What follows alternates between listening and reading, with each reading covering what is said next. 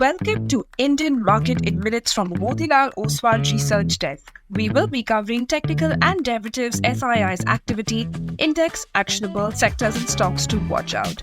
So stay tuned till the end.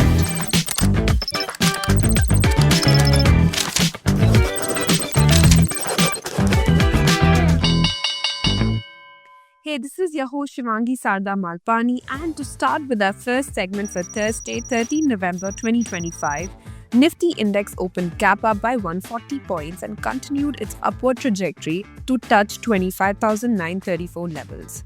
Bulls constructively bought for most part of the day and absorbed every dip. It witnessed some consolidation towards the end and finally closed with gains of around 180 points. It formed a bullish candle on the daily frame and continues to form higher highs from the last three sessions. India VIX was down by 3% to 12.1 levels. Nifty put-call ratio increased to 1.23. Option data suggests a broader trading range in between 25,400 to 26,300, while immediate range is in between 25,700 to 26,100 levels. Moving on to the second segment in the equity cash market, FIIs were net sellers to the tune of 1,909 crores, while DIIs were buyers worth 5,087 crores. FII's index long-short ratio decreased to 12%.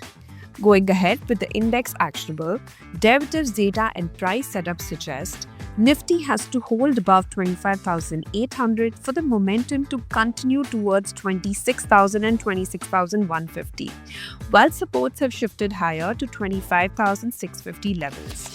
Bank Nifty has to hold above 58,000 for the next up move towards 58,577 and then 58,750, while support can be seen at 58,000 levels.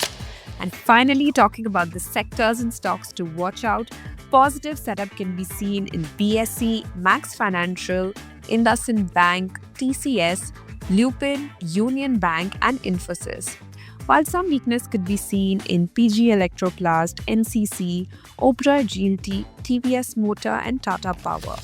Wish you a super day ahead. Shivangi Sarda Malpani signing off. Follow this podcast for solid advice.